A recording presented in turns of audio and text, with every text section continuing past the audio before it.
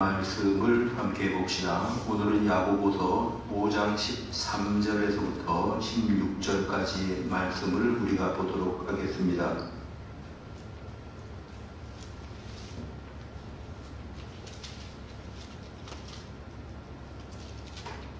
찾으셨으면 한 절씩 우리 교독합니다. 너희 중에 고난당하는 자가 있느냐? 그는 기도할 것이요 즐거워하는 자가 있느냐? 그는 찬송할지니라. 너희 중에 병든 자가 있느냐? 그는 교회의 장로들을 청할 것이요 그들은 주의 이름으로 기름을 받으며 그를 위하여 기도할지니라. 믿음의 기도는 병든 자를 구원하리니 주께서 그를 일으키시리라. 혹시 죄를 범하였을지라도 사하심을 받으리라. 그러므로 너희 죄를 서로 고백하며 병이 낫기를 위하여 서로 기도하라. 의인의 간구는 역사하는 힘이 큼이니라. 아멘.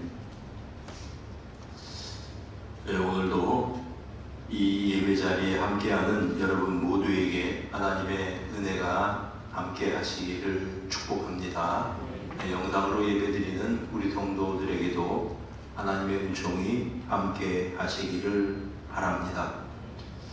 우리가 아는 것처럼 야고보 장로님은 기도의 사람이었습니다. 그래서 야고보 감독을 낙타의 무릎을 가진 사람, 늘 기도를 하다 보니까 이제 무릎이 아주 낙타처럼 이렇게 딱딱해지기도 하고, 그래서 이제 그의 별명이 낙타 무릎을 가진 사람이었다고 전해집니다. 그러기에 그는 우리에게 기도하라고 권하여 주고 있는 것을 발견합니다. 13절에 보니까 너희 중에 고난당하는 자가 있느냐? 그는 기도할 것이요 즐거워하는 자가 있느냐? 그는 찬송할지니라. 여러분, 인생 가운데 고난만 겪는 사람이 없고 또 늘 즐거운 일만 이렇게 인생에 계속 일어나는 사람이 없습니다. 때로는 고난을 당하다가 또 때로는 즐거운 일을 만나기도 하고 또 즐거운 일이 있다가 또다시 고난을 만나기도 하는 그런 것을 인생에서 우리가 흔히 보게 됩니다. 그런데 고난당하는 사람에게 기도하라, 즐거워하는 자에게는 찬송하라, 이렇게 권해주고 있습니다. 이 말씀을 생각하면서 이제 구약에 또 생각나는 말씀이 있는데 전도서 7장 14절입니다. 형통한 날에는 기뻐하고 공고한 날에는 되돌아보아라. 하나님께서 이 두 가지를 병행하게 하셔서 사람이 그의 장래의 일을 능히 헤아리지 못하게 하셨느니라. 여러분, 형통한 날에는 기뻐하고, 기뻐하라는 말이 찬송하라는 말이나 마찬가지죠. 기뻐하고 찬송하고. 또 공고한 날에는 되돌아보아라. 왜 이런 일이 생겼는가를 생각을 해보고 기도 자리에 나와 하나님 앞에 간구해야 된다라고 하는 그런 말씀입니다. 여러분, 우리가 고난을 당할 때 꼭 기억해야 될 게 하나 있습니다. 하나님께서는 우리가 고난을 당할 때 하나님의 마음이 아프시다고 하는 사실을 알아야 합니다. 내가 고통을 겪고 고난을 당하는데 우리 아버지 하나님은 나와는 관계없이 하늘 보좌에 앉아 계시는 그런 분이 아니십니다. 자식이 고난을 당할 때, 자식이 어려움을 당할 때 같이 힘들어하고 애쓰고 고통스러워하는 것이 부모님인 것처럼 하나님은 우리 아버지십니다. 그러니까 우리가 힘들어할 때 우리 하나님 마음도 아프다고 하는 그러한 것을 우리가 아셔야 합니다. 하나님은 오해하지 마세요. 하나님께서 우리가 고난을 당할 때 하나님 우리가 미워서 고생을 겪게 한다고 여러분 그렇게 오해하지 마시기를 바랍니다. 사랑하시지만 또 사랑하시기 때문에 때로는 고난의 길을 걸어가게 하신다라고 하는 것을 우리는 알아야 할 것입니다. 여러분, 히브리서 12장 5절 이하에 보면 이런 말씀이 있죠. 이제 이 징계는 다 받는 것인데 없으면 사생자여 참 아들이 아니다. 자, 부모가 있습니다. 자녀들이 잘못할 때 징계합니다. 하나님께서는 사랑하는 자녀이기 때문에 징계를 한다는 거죠. 그런데 우리가 잘못을 하고 죄를 지었는데도 징계를 하지 않는다고 한다면 너 정말 하나님의 아들 맞아? 성경이 그렇게 우리에게 질문을 던지고 있는 겁니다. 그러니까 사생자야, 참 아들이 아니야, 그렇게 말씀을 하십니다. 하나님께서 사랑하는 자마다 징계하시고 받으시는 아들마다 채찍질 하신다라고 이렇게 말씀을 하십니다. 그리고 징계가 즐거워 보이지 않고 슬퍼 보이지만, 그러나 징계를 통해서 연단을 받은 사람은 의의 평강의 열매를 거두게 된다, 이렇게 말씀을 하시는 겁니다. 여러분, 자녀를 징계하는 부모님의 마음은 아픔입니다. 좋다고 자녀들 그냥 죽어라 그러고 때리는 부모가 어디에 있습니까? 내가 아픈 거죠. 자녀가 고통을 겪을 때에 우리 하나님의 마음은 함께 아파하시는 그런 분이십니다. 제가 늘 이렇게 이제 이 부모의 마음을 생각을 하면 이제 생각나는 모습이 있는데요. 우리 어머니이십니다. 우리 어머니가 여동생 기를 때에, 어릴 때 여동생이 몸이 워낙 안 좋아서 매일 그냥 이렇게 이제 아이 돌보는 일이 쉽지가 않았습니다.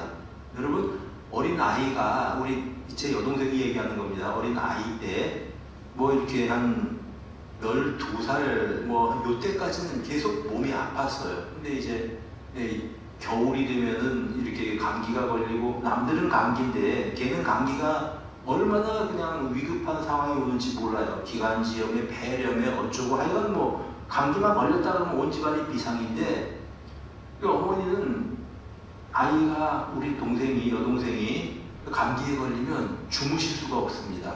늘 그 숨소리에 귀를 기울이고 계셔요. 때로는 이렇게 그 소리를 다 하세요, 어머니가.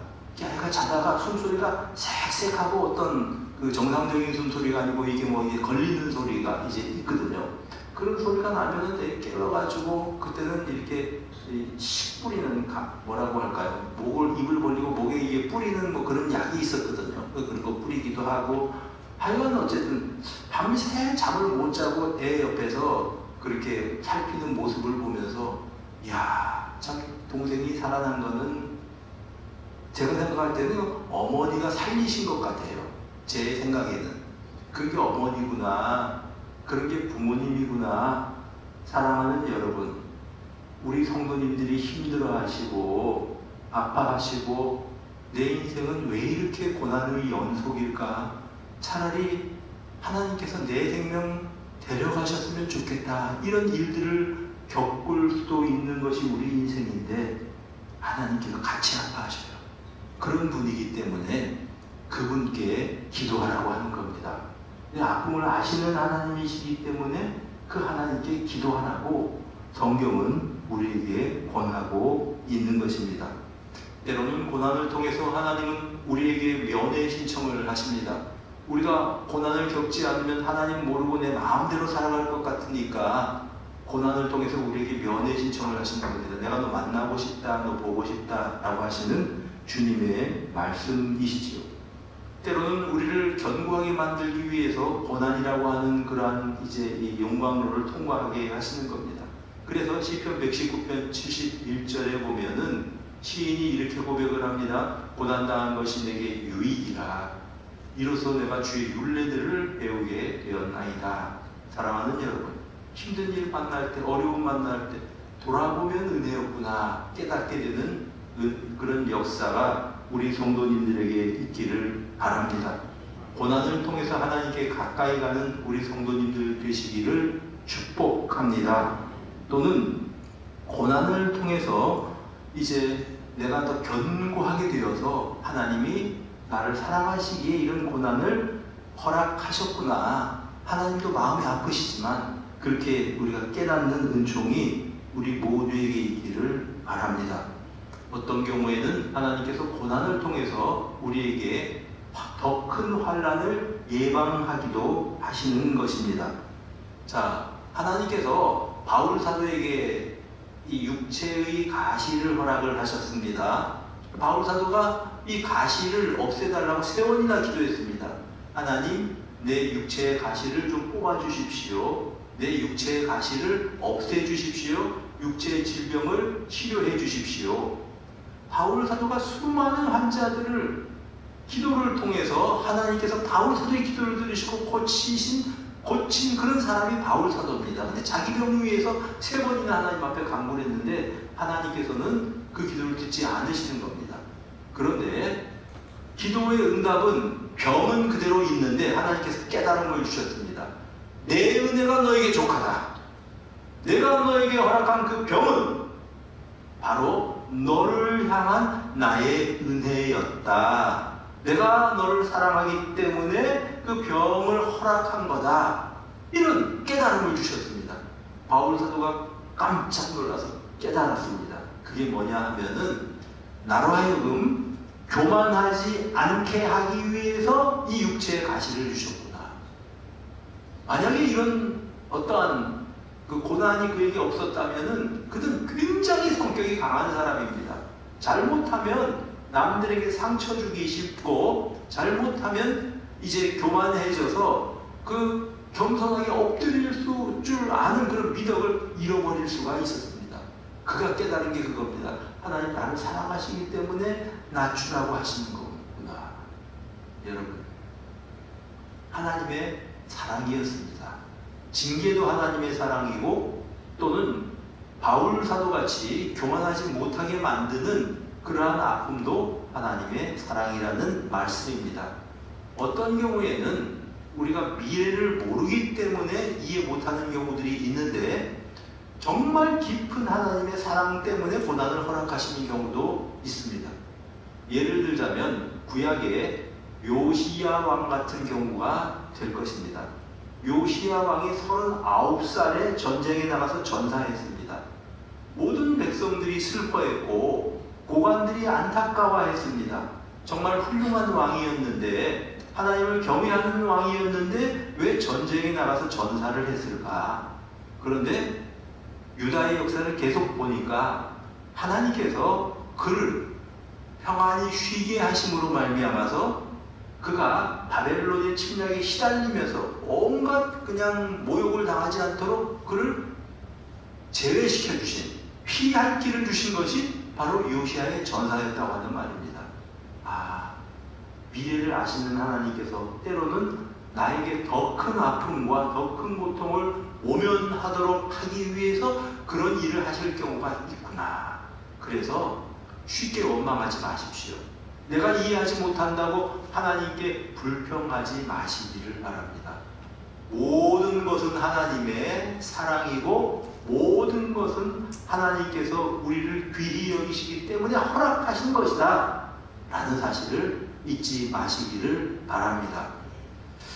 자, 고난당할 때는 기도해라. 또 이제 그 기쁜 일이 있을 때는, 즐거워할 때는 찬송하라. 이렇게 이제 말씀을 하고 있습니다. 그런데 그 기도 가운데 14절에 보니까 특별히 병든 사람들을 위해서 기도하라. 그렇게 말씀을 합니다. 너희 중에 병든 자가 있느냐? 자, 우리 교인들 가운데 혹시 아픈 사람이 있는가? 병든 사람이 있는가? 그러면 교회의 장로들을 청할 것이요 주의 이름으로 기름을 바르며 그를 위하여 기도할지니라. 여기서 말하는 장로는 우리가 아는 현재 우리가 아는 장로님들이 아니고 교역자까지 포함된 그런 개념입니다.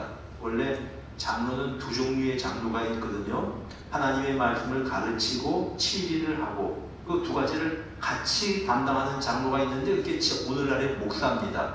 근데 이제 장로 가운데서 교회의 행정, 치리만을 담당하는 장로들이 있는데 그 장로가 오늘날의 이 장로님들이죠. 그래서 이 당시 장로라고 할 때는 이 2가지를 다 뭉뚱그려서 장로라고 했습니다. 그러니 본문에서는 교역자라고 말하는 것이 정확하겠죠. 자, 아프면 교역자들을 청해서 이제 오라고 신방을 요청하고 신방에서 기름을 바르며 그를 위해서 기도하라고 말씀을 합니다. 여기서 말하는 기름은 그 당시에 약이지요. 약을 쓰고 치료할 방법을 쓰고 의학의 도움을 받고 그런 뜻입니다. 의학의 도움도 받고 중요한 것이 그들을 위해서 기도하라. 이렇게 말씀을 하고 있습니다. 여러분, 병의 원인이 참 다양합니다. 바이러스 때문에 병에 걸리는 사람이 있고 코로나19 같은 경우가 대표적인 바이러스성 질병이 아닙니까? 또 어떤 경우에는 세균 때문에 이렇게 병에 걸리는 경우가 있습니다. 그러니 그런 것들을 억제하는 약을 써야 되겠지요. 그런데 많은 경우가 이 병의 원인이 마음의 병이 그 원인이 있는 병들이 너무 많습니다. 자, 예를 들어서 어떤 사람이 밤에 잠을 자지 못해서 몸이 약해졌다고 한번 생각을 해봅시다. 왜 잠을 자지 못했을까? 왜 숙면을 하지 못할까? 마음속에 불편함이 있고 근심이 있으면 쉬 잠이 오지 않거든요. 그래서 우리는 잠자리에 들 때마다 하나님 우리에게 평강을 허락해 주셔서 편안한 잠자리에 들게 해 주시기를 원합니다. 여러분, 내가 평안히 눕고 자기도 하리니 나를 안전히 거하게 하시는 이는 오직 여호와이시니이다. 여러분, 나를 안전하게 거하게 하시는 분은 여호와이십니다. 이 사실을 믿고 잠자리에 드는 겁니다. 걱정할 거 많죠. 근심할 거 많습니다. 어쩌다 밤에 자다가 이제 깨면 다시 잠이 들지 않아서 전전긍긍하기도 합니다. 하나님, 나에게 숙면을 허락해 주십시오. 여러분, 마음에 불편함이 있으면, 마음의 병이 있으면 깊은 잠을 이루지 못한다고 하는 말입니다. 심인성 질병들이 참 많아요. 그래서 스트레스 원인을 제거해야 병이 낫는 경우들이 굉장히 많습니다. 여러분, 병 가운데서는요, 이제 이 자가 면역성 질병이라는 게 있대요. 그게 뭐냐 하면, 면역이 있잖아요. 우리 몸에 이제 면역 체계가 있거든요. 그 면역 체계가 공격하는 거는 세균이라든지 바이러스라든지 아니면 몸에 기생충이 있지 않습니까? 이 기생충을 공격한다든지 이제 이런 것들을 하는 게 우리 몸의 면역 체계인데, 이 면역 체계가 우리 몸의 세포를 공격을 해요. 그게 자가 면역성 질병입니다. 예를 들면은 류마티즘 같은 거, 류마티즘 관절염 이런 거 있잖아요. 이게 사실은 병이 뭐 세균 때문에 생긴 것도 아니고 다른 것 때문에 생긴 게 아니거든요. 자가 면역성 질병들이 생기기도 합니다. 또 어떤 경우에는 막 탈모가 생기기도 하고요. 자가 면역성 질환 예를 들자면, 여러분, 이제 이 희한한 피부에 건선 같은 피부병이 있거든요. 근데 역시 우리의 면역세포가 자기 피부세포를 공격을 해서 생기는 게 바로 그런 병이랍니다. 그러면 왜 이런 현상이 생길까? 극한 스트레스 같은 것들이 원인이 된다고 합니다. 극한 스트레스가 원인이 생기면 면역체계가 이제 혼란이 생기는 거죠. 말하자면. 그러니까 그 병을 고치려면은 뭐 물론 피부병 약 사서 바르는 것도 좋고 하지만 제일 근본적인 원인은 스트레스를 없애야 된다는 거죠. 마음을 고쳐야 된다는 이야기가 그래서 하는 것입니다. 여러분, 암세포는요, 쉽게 말하면 미친 세포입니다. 근데 여러분들도 하루에 암세포가 몇천 개씩 여러분 몸에서 지금 생겨나고 있는 거 여러분 아시는지 모르겠어요.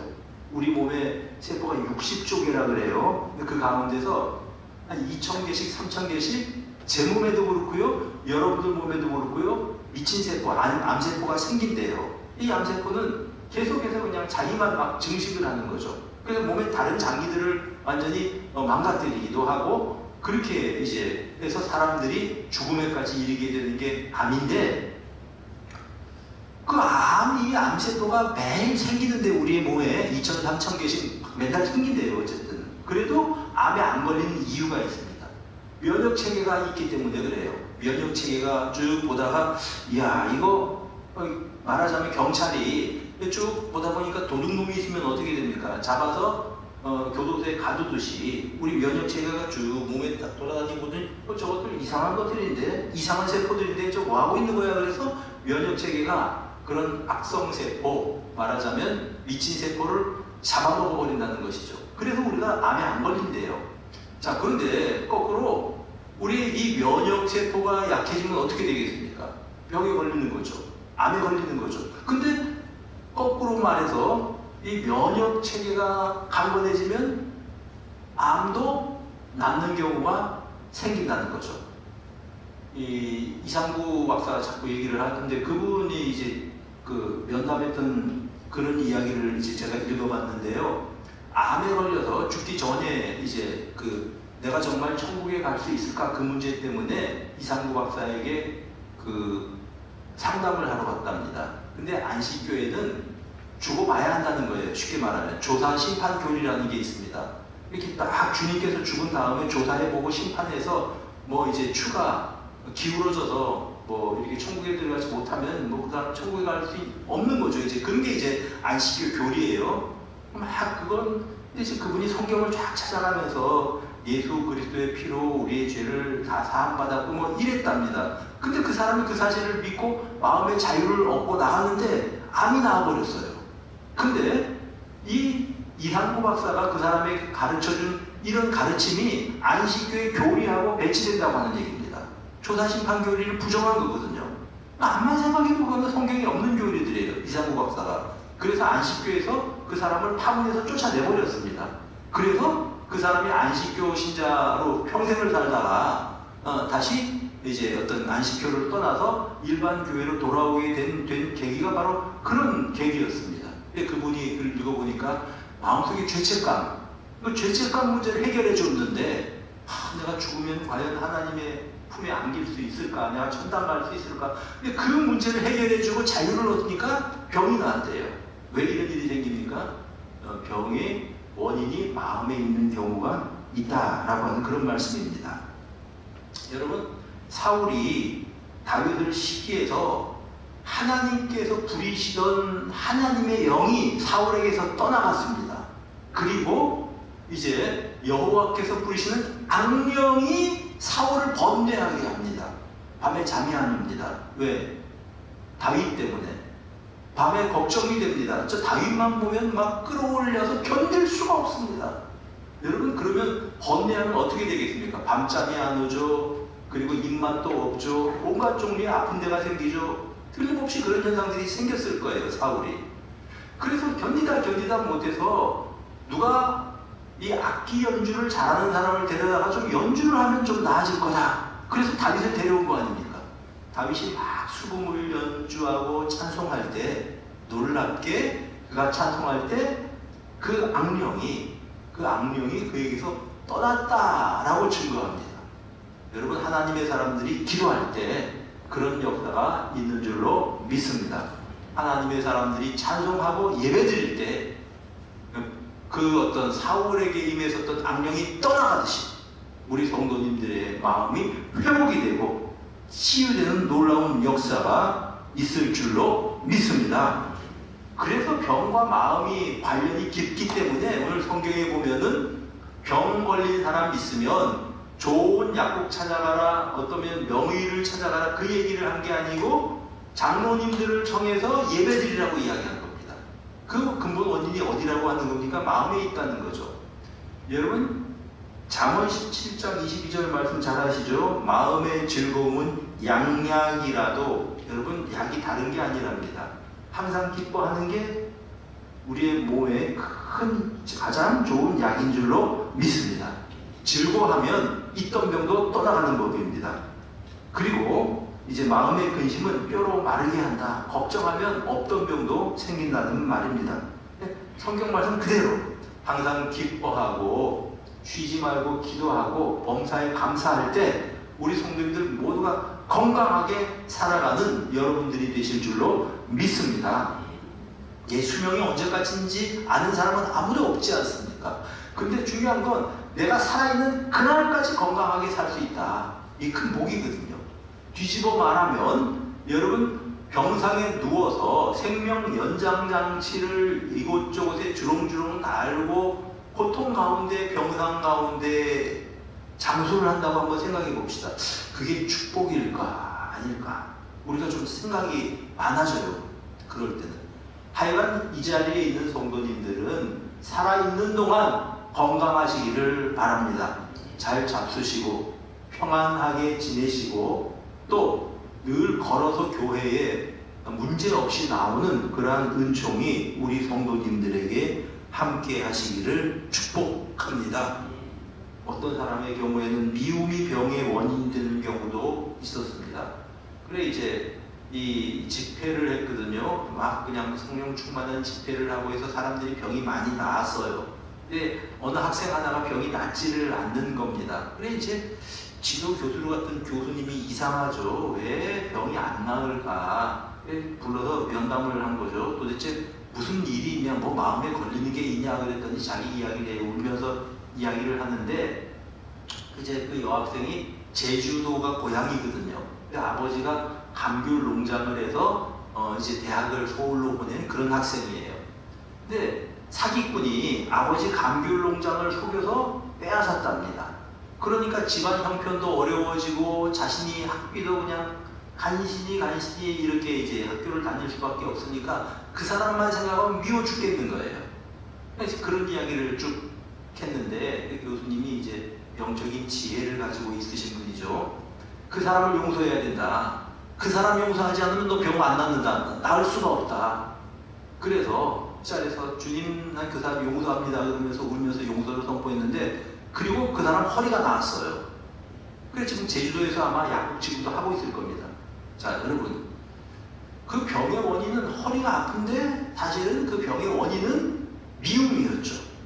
미움 문제를 해결하지 못하니까 용서가 안 되니까 그렇게 고통을 겪는 것입니다. 여러분 잘 생각을 하셔야 될 게 있는데 용서를 안 하면 용서 안 한 상대, 내가 미워하는 그 상대에게 무슨 피해가 가는 게 아니고 용서하지 못하는 내가 피해를 입어요. 내가 아프다니까요. 그래서 용서는 어떻게 생각하면 관계 회복이 아니라 나를 위해서 하는 겁니다. 그거 안 되면, 그 용서가 안 되면 내가 병이 나고 내가 아프고 내가 무슨 탈이 생기고 이제 이렇게 되는 것입니다. 어떤 사람은 죄책감이 병의 원인이 되는 사람도 보았습니다. 그 어떤 사람을 이제 만나서 알고 있었던 사람이 있는데 그 사람이 늘 이렇게 힘들어하고 그냥 뭐 자살 충동에 그런 사람이 있었습니다. 근데 이제 캐에 들어가 보니까 결혼하기 전에 사랑하는 사람이 있었다는 이야기죠. 그런데 어떻게 헤어졌는데 거기에 대한 어떤 이루지 못한 사랑이라고 할까요? 거기에 대한 애착이라든지 하여간 이게 마음속에 자리 잡고 있는 겁니다. 그 문제를 주님께 내놓기 전에는 사실은 이 사람이 치료를 받을 수 없는 거죠. 그래서 이제 그런 문제들을 듣고 기도를 해주기도 해서 그 사람이 자유함을 누린 그런 일들도 보았습니다. 어쨌든 우리가 그래서 아픈 사람들은 교회의 장로들을 초청을 해서 아픈 사람을 위해서 기도하라고 했습니다. 죄를 지었을지라도 사함을 받을 것이다 라고 성경은 말씀을 했습니다. 여러분 기도는 우리가 하는데 자 성경 잘 보세요. 15절 믿음의 기도는 병든 자를 구원하리니 자 누가 일으키십니까? 기도는 누가 해요? 우리가 내가 병든 사람을 위해서 기도하죠. 그러면 일으키시는 분은 누구십니까? 주께서, 주님께서. 그러면 사람들은 누가 기도를 해줬더니 병이 나았다 그러면 그 사람 신령하다 그렇게 이야기하는데 그 사람이 신령한 거 아니에요. 그 사람이 신령한 거 아니고요. 누구의 기도를 들어서 하나님께서 그 사람 병을 치료하신다 그 사람이 용한 거 아니고요. 주께서 기도를 들으시고 병을 치료하신다고 했습니다. 그러면 주께서 병을 치료하신다고 했으니 그 목사님들만 기도해서 병든 사람들 낫게 하는 겁니까? 그거 아닙니다. 우리들 모두에게 주시는 말씀입니다. 여러분 마가복음 16장 여러분 알고 계시죠? 믿는 자들에게는 이런 표적이 따르리니 저희가 새 방언을 말하고 귀신을 쫓아내고 병든 자에게 손을 얹으면 나을 것이다. 누구에게? 믿는 자들에게. 그러니까 여러분 우리는 이제 기도는 우리가 하는데 일으키시는 건 누가 일으키신다고요? 주께서 그를 일으키시리이다. 그래서 우리는 병든 사람을 위해서 기도하는 것입니다. 심지어 이제 혹시 죄를 범하였을지라도 사하심을 받으리라. 여러분 죄가 병의 원인이 되는 경우들이 꽤 있어요. 이제 그 사람들은 그런 문제들을 좀 잘 연관을 지어서 다루지는 않는데 사실 그런 경우가 꽤 있습니다. 그 경우에는 죄를 주님께서 용서해 주셨다고 하는 확신을 주고 그 사람이 죄 문제로부터 해결되면 병이 나아요. 예를 들어 볼까요? 예수님께서 어떤 한 이 중풍병 환자를 만나셨습니다. 중풍병 환자를 이제 사람들이 그 침상채로 들고 왔는데 들어갈 자리가 없었습니다. 그래서 뭐 지붕 위에 올라가서 지붕을 다 뜯어가지고 이제 주님께 내리고 그러지 않습니까? 주님께서 그 사람을 보고 하신 말씀이 있는데 뭐라고 말씀을 하셨냐면 소자여 내 죄사함을 받았느니라. 자, 이 사람의 병은 중풍병은 죄 때문에 생긴 겁니다. 그런데 주님께서 내 죄사함을 받았느니라 이렇게 이야기를 하죠. 사람들이 난리가 났습니다. 주변에서 바리새인들이 도대체 저 사람이 누군데 죄를 용서해 주신다는 말인가? 이야, 이거는 하나님만이 하실 수 있는 일인데 자기가 하나님이라는 말인가? 이러면서 막 뭉성뭉성하고 이제 이렇게 됐습니다. 이때 주님께서 이제 그들에게 말씀을 하십니다. 이제 어느 게 쉽겠냐? 자리를 들고 걸어가라는 말이 쉽겠냐? 죄의 용서함을 받는다는 말이 쉽겠냐? 그렇게 질문을 던지신 다음에 하신 말씀이 내 자리를 들고 걸어가라고 하니까 그 사람이 중풍병 걸려서 걷지도 못하는 사람이 침상에 들것에 들려서 왔던 사람이 자리를 들고 걸어갔다라고 성경이 증거합니다. 자, 예수님께서 보실 때 이 사람의 문제는 죄의 그 병의 뿌리는 죄였습니다. 그러니까 죄를 용서해 주신 거죠, 예수님께서. 그런 병이 나았다고 하는 말씀입니다. 요한복음 5장에 베데스다 연못에 있었던 38년 된 병자가 있습니다. 예수님께서 그 사람을 보고 이제 치료해 주셨죠. 일어나라고 말씀하셔서 그 사람이 자기 자리를 들고 그 사람도 걸어갔습니다. 자, 그리고 나서 그 사람이 성전에서 예수님을 만났습니다. 예수님께서 그 사람에게 뭐라고 말씀을 하셨냐면 더 심한 것이 생기지 않도록 죄를 짓지 말아라. 다시는 죄를 짓지 말아라. 이렇게 말씀을 하는 겁니다. 우리가 기도를 하고 하나님의 은혜가 아픈 사람들의 마음속에 임하게 될 때 우리 주님의 용서와 우리 죄의 용서함의 기쁨이 그들의 마음속에 회복이 될 때 병이 낫는 역사가 있다라고 하는 것입니다. 누가 일으키십니까? 주께서 하시는 일이다 라는 그러한 말씀입니다. 여러분, 어쨌든 우리들이 살다 보면 이런 병 저런 병들을 많이 이제 걸리기도 하고 병 때문에 고생을 하기도 하고 또 사소한 병들 감기도 걸리기도 하고 그러면서 우리가 살아가고 있지만은 성경에서는 병 걸린 사람이 있을 때 우리 성도들이 같이 와서 기도해 주라고 말씀하십니다. 우리 성도님들의 기도를 들으시고 여러분 주변에 아픈 사람들을 하나님께서 치유해 주시는 은혜가 있기를 축복합니다. 우리가 무슨 신유의 은사라고 하니까 이게 무슨 하나님께서 정면 특허를 주셔서 저 사람이 기도하면 아픈 사람은 다 낫는다. 그런 개념이 아니에요. 그런 개념이 아니에요. 하나님께서 성령께서 하시는 일인데 그 사람의 기도를 통해서 하나님께서 아픈 사람들의 죄를 용서해 주기도 하시고 그 사람의 문제를 좀 잘 파악을 해서 그 부분을 설명을 해주고 문제를 치워주기도 하고 그러면 주께서 일으키시는 겁니다. 여러분들 기도를 통해서 하나님께서 병든 사람들을 일으키시는 은혜가 함께 하시기를 축복합니다. 아울러 예수 믿는 우리들이 이제 우리 인생 마지막 생명이 마치는 그날까지 건강하게 행복하게 살아가는 여러분들 모두가 되시기를 우리 주님의 이름으로 축복합니다. 우리 찬송 한 장 같이 부르고 합심해서 기도하도록 하겠습니다. 274장입니다.